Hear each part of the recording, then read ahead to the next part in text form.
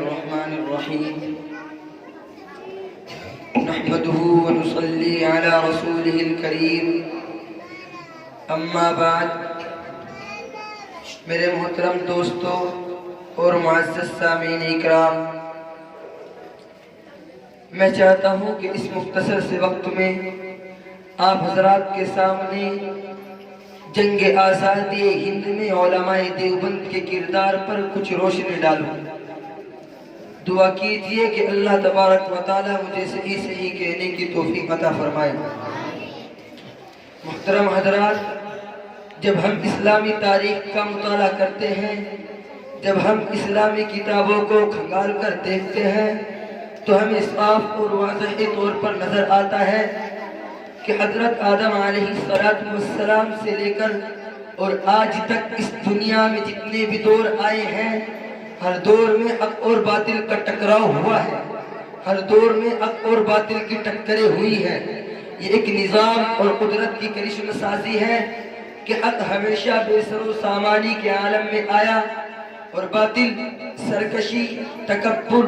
انانیت، غرور، شوکت و حشمت اور طاقت لے کر نمودار ہوا۔ لیکن تاریخ کی ورقہ گردانی سے پتہ چلتا ہے کہ حق کو ہمیشہ اللہ تبارک و تعالیٰ نے غلبہ عطا کیا ہے۔ محترم حضرات،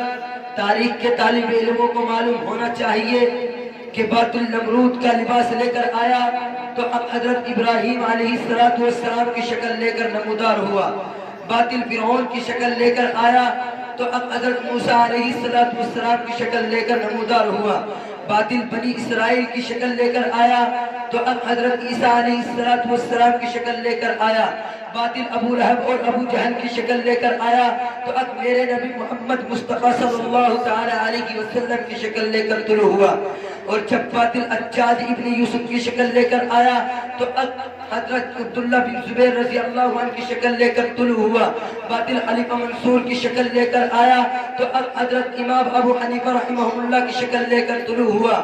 اسی طرح ہندوستان میں باطل جب جلال الدین اکبر کی شکل لے کر آیا تو اب مجدد الفیضانی کی شکل لے کر آیا، باطل فرقات ناشریہ کی شکل لے کر آیا تو اب شاہ ولی اللہ رحمہ اللہ کی شکل لے کر آیا، باطل راجہ رنجیت سنگھ کی شکل لے کر آیا تو اس لیے شاہ اسماعیل شہید آگے بڑھ گئے۔ اور جب باطل انگریزی فتنوں کی شکل میں آیا تو اب علماء دیوبند کی شکل اختیار کر گیا۔ میرے دوستو، ہمیں روز روشن کی طرح یقین ہے کہ اس دنیا میں اکبر قائم آج جو جماعت ہے وہ علماء دیوبند کی جماعت ہے۔ ہمیں یقین ہے کہ علماء دیوبند کی جماعت اس دور میں انبیاء اکرام کی وارث جماعت ہے، جس نے رسول اللہ صلی اللہ علیہ وسلم کی سنت کے عین مطابق ہر باطل کا ہر طریقے سے مقابلہ کیا۔ انگریز آیا، اس کا مقابلہ کیا، اس کی ذریعت میں سے قادیانی آئے، ان کا مقابلہ کیا، پرویزی آئے، ان کا مقابلہ کیا، دشمنان صحابہ آئے، ان کا مقابلہ کیا۔ غرض یہ کہ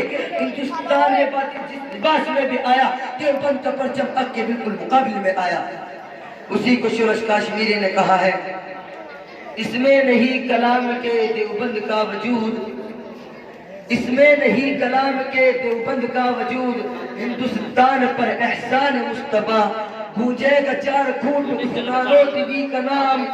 گونجے گا چار کھوٹ اس نانو تیوی کا نام، باٹا ہے جس نے بادا عرفان مصطفیٰ۔ میرے دوستو،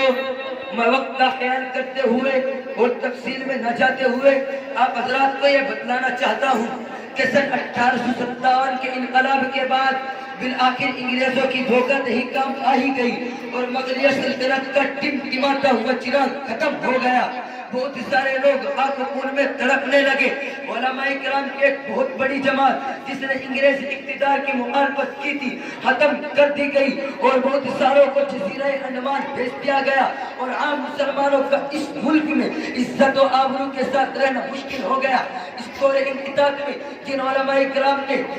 انگریزوں کے خلاف جہاد کا اعلان کیا تھا اور میدان کارزار گرم کیا تھا، ان میں اجد الاسلام مولانا محمد قاسم صاحب نانوتوی، عالم ربانی، مولانا رشید احمد کنگوہی، حافظ ضامی شہید تھانوی، مولانا منیر صاحب نانوتوی اور ان بزرگوں کے دوسروں احباب و انصار بھی تھے۔ ان سب کی سربراہی کا فریضہ عارف باللہ حاجی امداد اللہ مہاجر مکی رحمہ اللہ انجام دے رہے تھے۔ شاملی کے میدان میں ان سب حضرات نے تازہ شجاعت کی اور انگریزی فوج کا مقابلہ کھل کر کیا،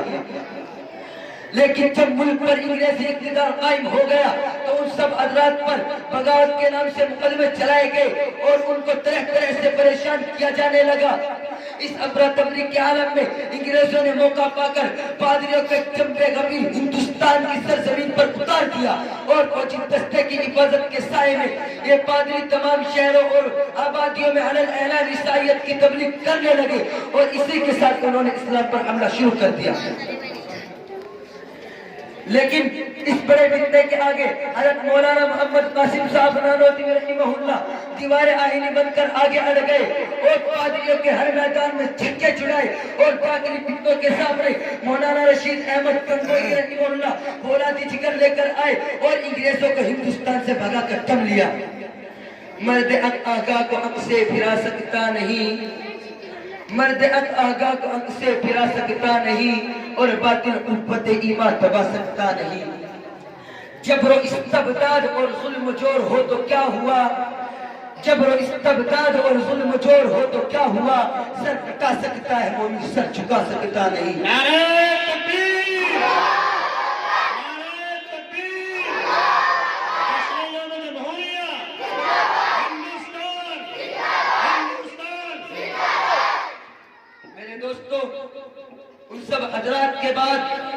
ان کے جانشین حضرت شیخ الہند رحمہ اللہ میدان میں عمل آئے، میدان عمل میں آئے اور تحریک ریشمی رومال چلا کر انگریزی فتنوں کی جڑوں کو مطمئن کر گئے۔ ان کے بعد ان کے جانشین مرد مجاہد مولانا حسین احمد مدنی رحمہ اللہ آئے اور انگریزوں کو ہندوستان سے بھگا کر دم لیا۔ گل نہیں ہے ہم جو مسل دے ہم کو زمانے والے،